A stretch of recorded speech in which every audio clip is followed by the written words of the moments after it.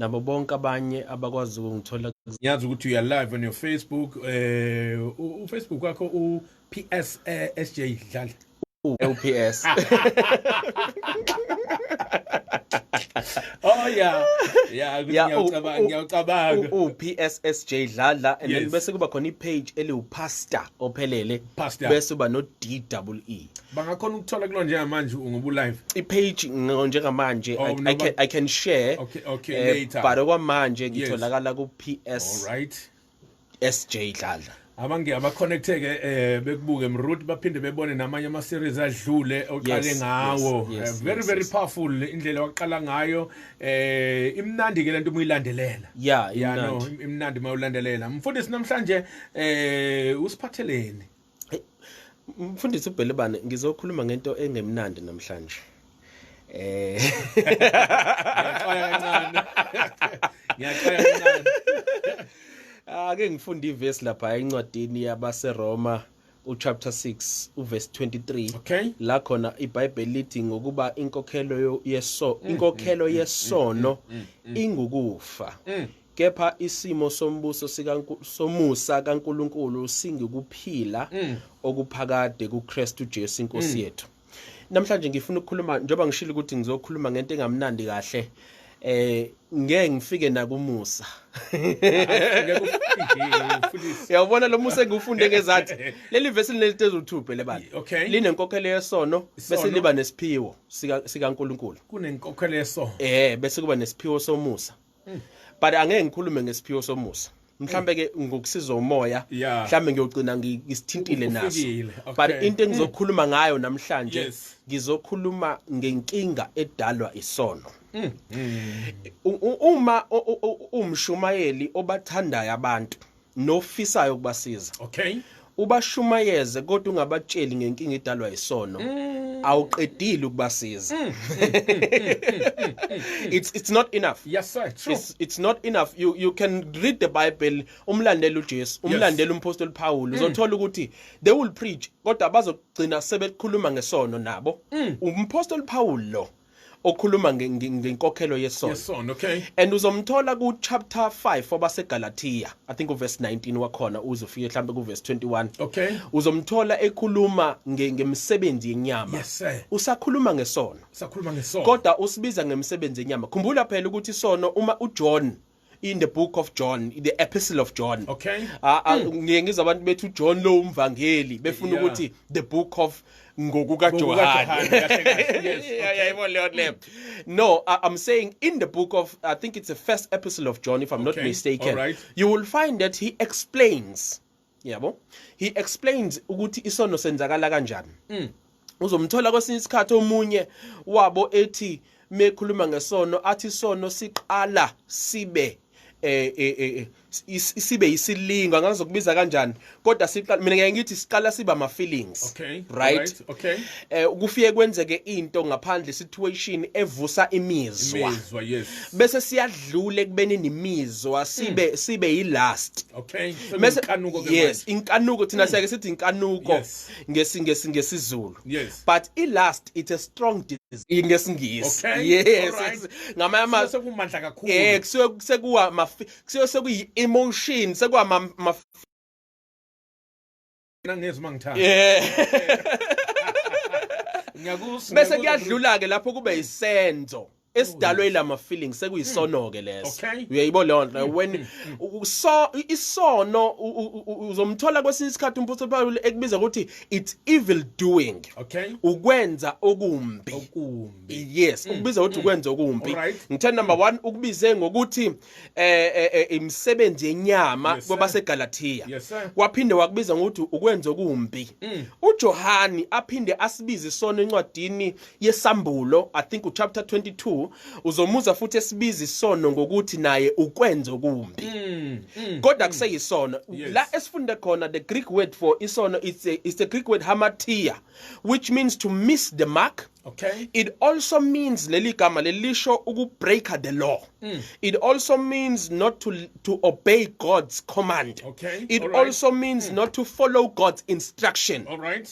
yini sona ake sizama ukusichaza ukusichaza sona ngoba uzothi omunye but umzalwane akanalo imithetho and stuff like that but yini sona sengichazile ngathi imisebenzi yenyama lokho kubize ngokuthi imisebenzi yenyama. If you want to see the examples in the Bible esono usibekeliwe ngokunikezwa imisebenzi yenyama ngoba mofunda uGalatia ngemisebenzi yenyama uzomthola mesethi kwabase Korinte bokuqala chapter 6 akhulume ngemisebenzi yenyama efanayo futhi kodwa kulesikhathi kwabase Korinte ayibize akasayibizi ngemisebenzi yenyama manje sebiza ngokwenza okumbi.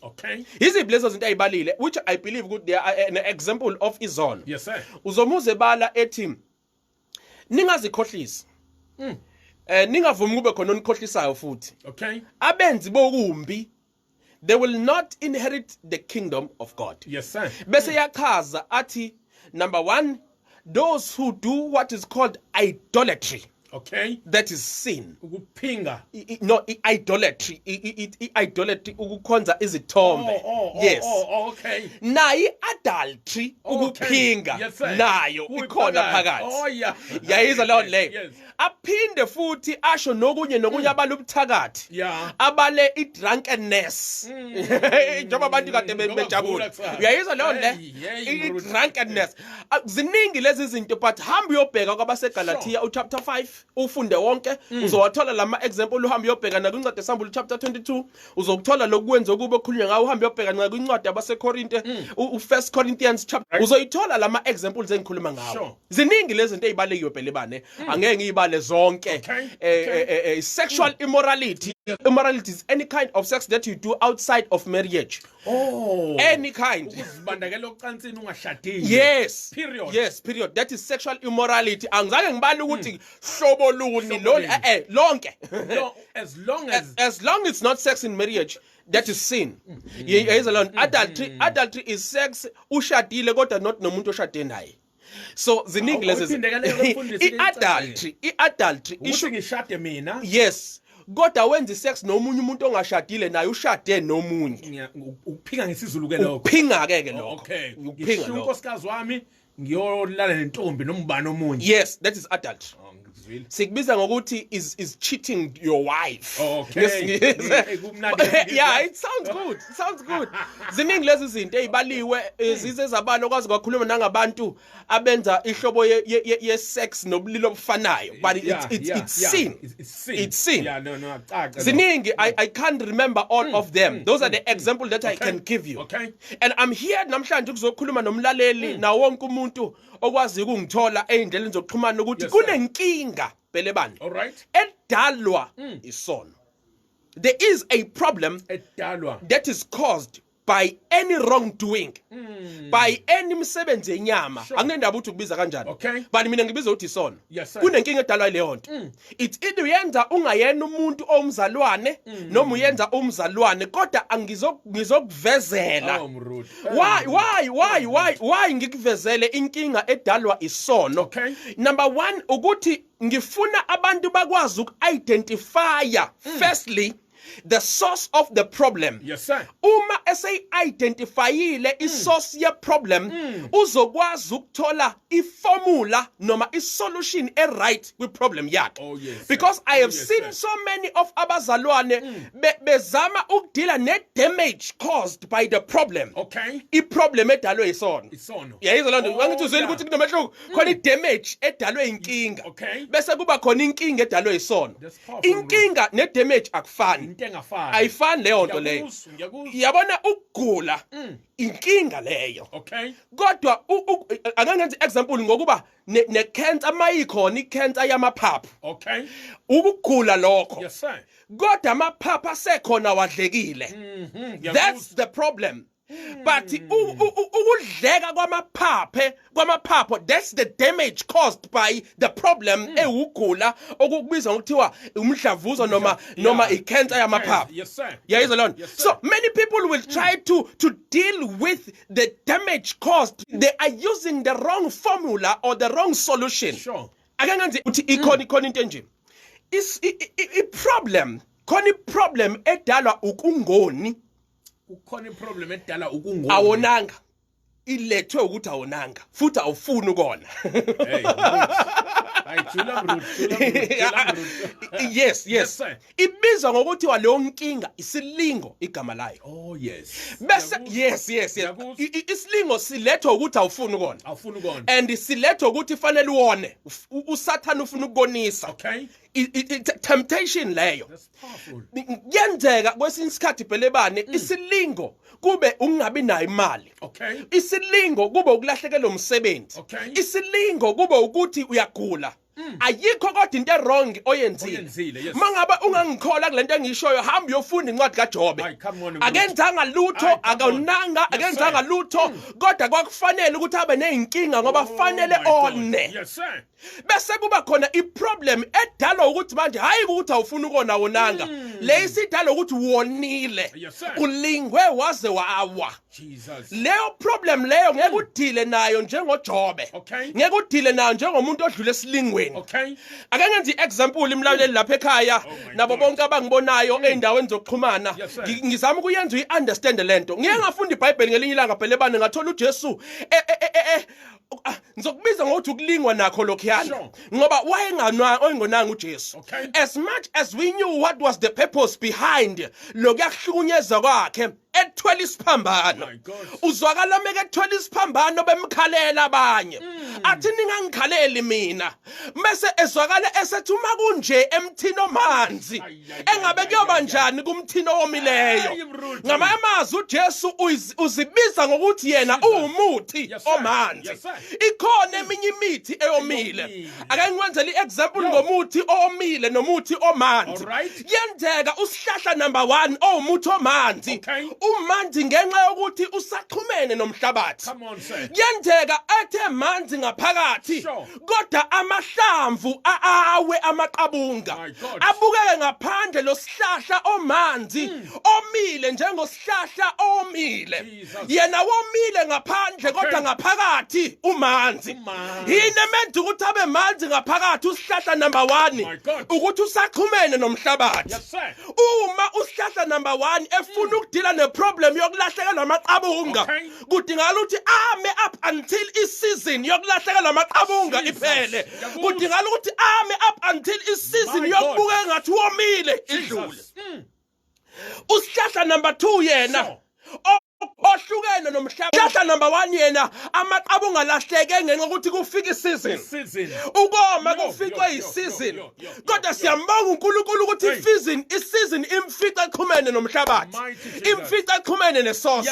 Kodwa usihlahla number 2 yena akaxhumene nomhlabathi. Akaxhumene nesource. Inkinga yakhe ayidalwa isizini. Idalwa ukuthi uhlukene nomhlabathi ukuze akwazi ukunqoba. My God. Ukuze akwazi ukunqoba inkinga yokulahlekelwa amahlamvu udinga ukuthi angami njengo number 1. Udinga ukubuyela emhlabathini. Inkinga yabantu nabazalwane abaphila emhlabeni phela bani. I've seen so many of abazalwane. Yes sir. Bema in their ground. Beconfessa izwi. My God. Be-apply faith. Bezama ukusolva inkinga edalwe yisono. Kubonakala ngathi isifaith ayisebenzi kanti inkinga ayidingi ifaith kuphela. Idinga nokuphenduka. Oh my God. Idinga nokudila lesono kuqala. Mina ngumshumayeli oshumayela ifaith. Yes sir. My main message nje ngishumayela isikhathi ngifaith. Yes sir. Kodwa ngihlale ngibakhumbuza abantu ukuthi kwesinye isikhathi ukubeka izandla kwami ngeke ukusiza. Uma ukuthi inkinga yakho iproblem yakho akuyona temptation. Ugula ngenxa yokuthi uyona. Ikhona into enjalo eBhayibhelini. I will show you in the Bible. Ukuthi there are problems adalwa yisono. So my focus namhlanje ukuthi ngisize umlaleli akwazi ukubona ukuthi isilingo lesi noma isono. Mmeke wakwazi uku-identify lokho uzobona ukuthi ngifana nesihlahla esikhishiwe emhlabathini. Ngidinga ukubuyela back kwisource yami. Ngidinga ukubuyela back kuNkulunkulu.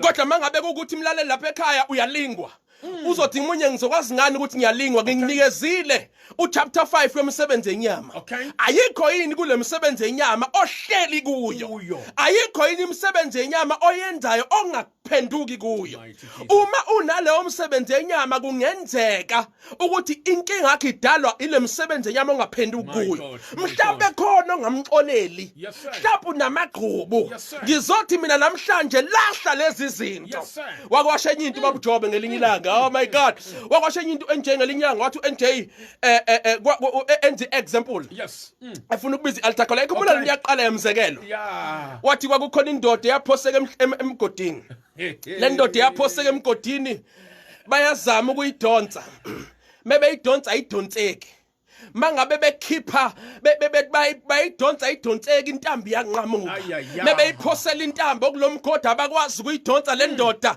bayafisa laba emgodini kodwa abakwazi ukuyikhipha emgodini namhlanje ngizokhipha umuntu osemgodini weyikweletu ngizokhipha umuntu osemgodini wokulahlekelwa imisebenzi njalo after 3 months uthola umsebenzi yakulahlekela ngizokhipha umuntu osemgodini wezifo angazi ukuthi uzoyinqoba kanjani usuhamba inyanga wahamba yonke indawo bakuthandazela nabafundisi kodwa kuphumeki uthi uNJ ngelinye ilanga le ndoda into eyenza ukuthi ingaphumi ukuthi kwakuneyinsimbi engafuni ukuyidedela ngizothi mina dedela lezi zinto bese siyakwazi ukudonsa hlukana nesono phenduka bese siyadonsa Jesus My God, my God, my God, my God, my God, my God. Why ngikhuluma ngalento? Why ngikhuluma ngenkinga edalwa isono? Sengitshelile ngathi ngifuna uthola isolution right. Sengitshelile ngathi ngifuna uidentify the source of your problem. But ngifuna ukuthi futhi noma uphenduka ube ikholo eliphenduka ulandele leli verse elithi neliphunyukile enkembeni balekani ningabe nisema. Ngifuna ukuthi ube ikholwa yabo ngoba inkinga yabantu ukuthi avuke namhlanje awe kusasa ukuthi akayiqondi inkinga edalwa yilesi sono esimwisayo. Into yenza ukuthi omunye awe besavuka ukuthi akanakile ukuthi lenkinga edalwa yilesi sono ingidamager kanjani but namhlanje ngifuna ubone ukuthi siyinkinga kanjani isono empilweni yakho I'm not gonna be long I'm gonna just say one problem namhlanje and then we praying ngoba kunama announcement engifisa ukwenza kubazalwane sithi sivule yini inkinga edalwa so problem number 1 lithe iBhayibheli lasifune khona inkokhelo yesono ukufa namhlanje phela bathi semvuselelweni singene emvuselelweni ke yeah definitely uhlelo lakhe imvuselelo sisemvuselelweni mlalele ekhaya sisemvuselelweni bize nabanye my God Sunday when I come back sisemvuselelweni listen God my God sin number 1 yes sir problem number 1 yes sir inkokhelo yesono ukufa yes isono siyabulala isono siyabulala sin will kill you yes sir the problem that is caused by sin is death yes sir and ukufa kuhlukene impilo kabili all right then we pray ukufa kuhlukene igaba ezu2 khona ukufa bokuhlukana kwenyama nomoya womuntu angithi umuntu umoya yes sir kodwa uhlala emnyameni umzimba yes sir bese eba nesoul yes lithi iBhayibheli nomaliwa leli dokodo leli sinesakhiwo yini dokodo inyama yomuntu the real human being is the spirit of man inside a man thank you that is why when you die you go somewhere yes sir when you die it's either we are a paradise noma we are a Hades yes sir and there's a difference between Hades and hell Hades has got the flame of fire but hell has got ichibi lomlilo kunomehluko phakathi kwe flame of fire na sistebi sithi ngiyasha la ngikhona kuleli langa lomlilo use Hades isikhoko number 1 uselanga isimanga phela bani ngoba likwazi ukushisa umoya woman not the flesh of man but when you speak about hell sikhuluma ngechibi lomlilo which umuntu ophilayo they will rise everybody who lives in this world will rise again and will be judged. Yes, sir. Bayongena echibini lomlilo behlangene inyama nomoya. My God. That is hell. Jesus. And you do not want to go there. Yes, sir, definitely. But that kind of death is another kind of death. All Is right. another death. Okay. The death, lokho ukufa koqala engikhuluma ngakho. Yes, sir. Kokuhlukana kwenyama nomphefumulo. Okay. Nako isono siyakudala. Oh. Ngiyazi Okay. sisikhuluma kakhulu ngegrace. And we are like uNkulunkulu umuntu mangabe onakafi. Okay. It's not God who kills people. Okay. It's their doing that kills them. Izenzo zakhe. Listen, lithi iBhayibheli ungamniki isathana indawo. When the devil want to kill you early before time, Jesus. uzokwenza izinto ezokwenza ukuthi akwazi ukubambelela. It's called a foothold. Uma ngabe umuntu efuna ukubambelela afuna icrack la izofaka khona isandla noma unyawo ukuze Okay. akwazi ukunontela. Ehhe, Isono ehhe. senza usathana ukuthi akwazi Yes, ukunontela. sir. Yes, sir. That ukufa ngokuhlukana kwe. Listen, la safunda ivesi la. Oh kodwa Nkosi uJesu, my time. Oh, come on, Safunda ivesi la elikhuluma ngokuthi uNkulunkulu wapromisa uAbraham ukuthi abantwana bakhe bazohlukunyezwa kwelinye izwe. Yes, sir. Mase behlukunyeziwe kulelo lizwe after 400 years. Okay. Then after 400 years uzobakhipha khona abafake la ekhona uAbraham. Bese ethi lesi sizwe sihlala lana isono sabo sizobe sesigcwalisiwe noma sesigcwele. Jesus. You do know why abantwana baIsrael bafika babulala labo bantu abakuleyo ndawo ukuthi isono sabo sasesivuma Okay. ukuthi bafe. Bafe. Physical death. Ngiyakuzwa. Physical death. Yes, sir. There are many people in this world who die before time. Yes, sir. Abulawa ukuthi ubentshontsha engafuna ukuyeka untshontsha baze bamdubula entshontsha. Exactly. There are many people who die before time. Bese sithi ufele emsebenzini wakhe. Yes.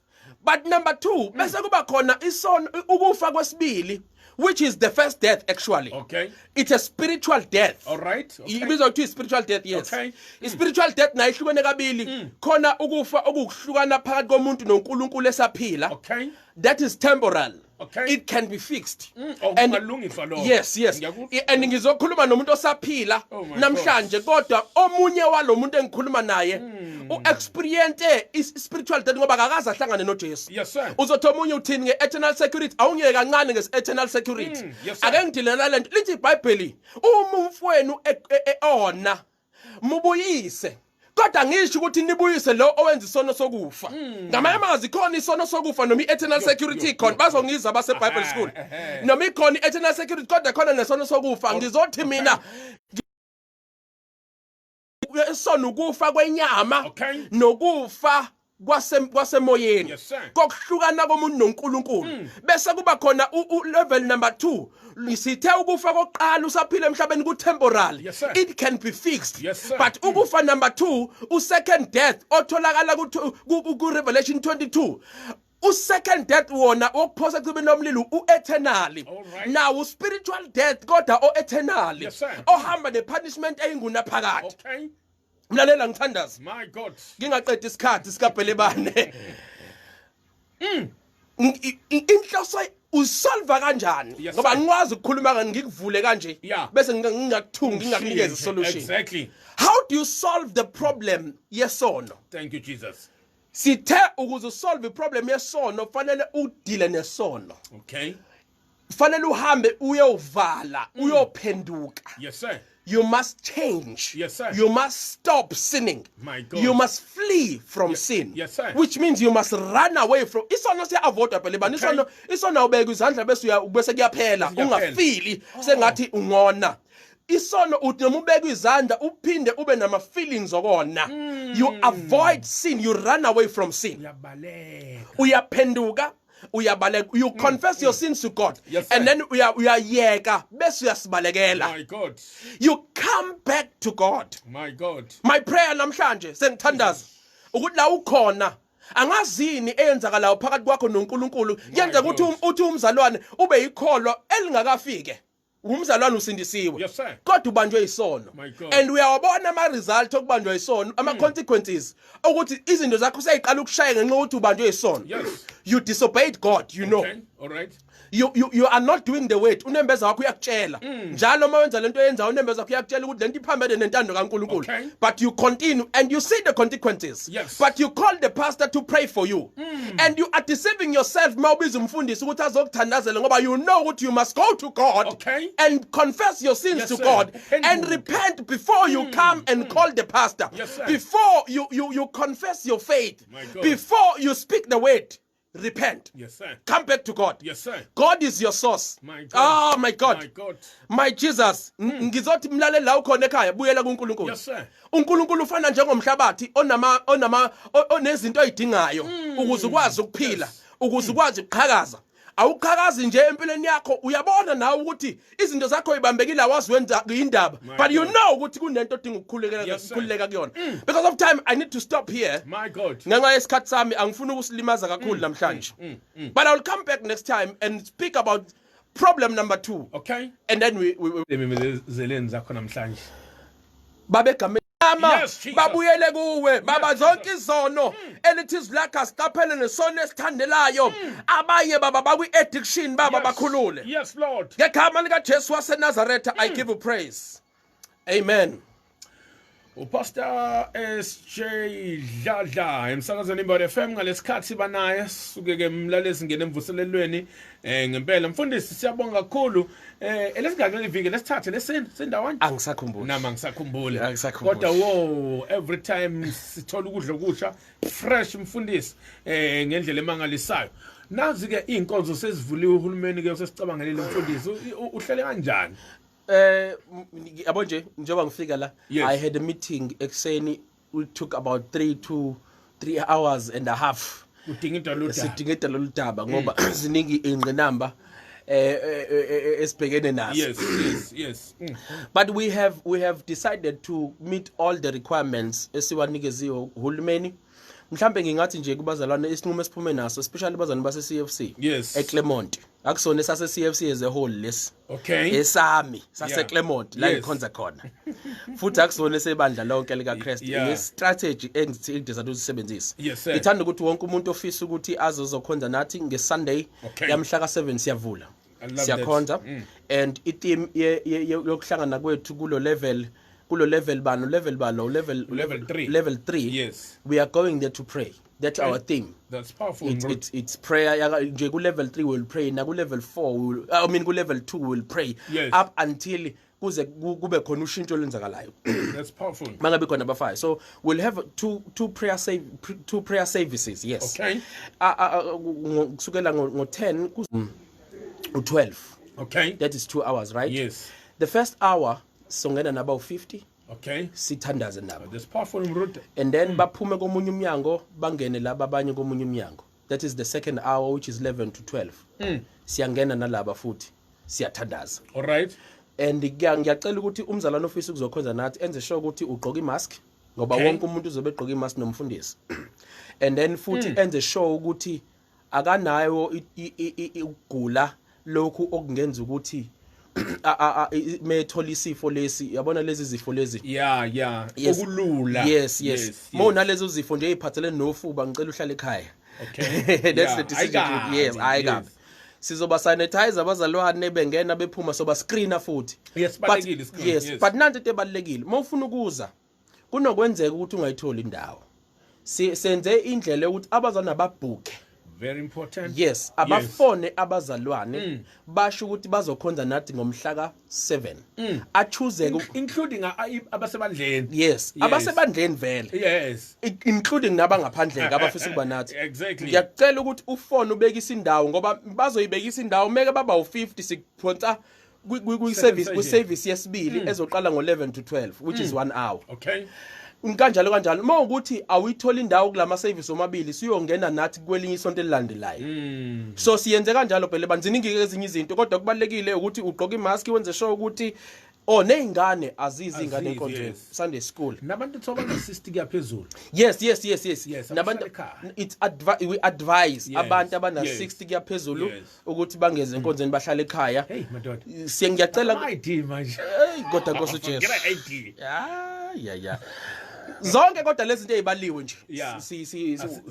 sizoyigcina zonke. It just that it's important ukuthi ubooke and then mesubhukhile wenze sure ukuthi awukho 60 and above wenze sure ukuthi awufiki nengane ngokuthi awunawo umuntu ozogadela ingane sicela usithole kanje endaweni zokuxhumana usibambe radioweni usibambe ku Facebook and then nokunye angalesikhathi asekhiphe inombolo yakho Mruti it's 071 071 868 5883 5883 071 071 868 5883 5883 mawungifonela kule number ngizokunikeza ngizokutransfer to umuntu ozobhuka sikhonzela esibusisiwe eClermont.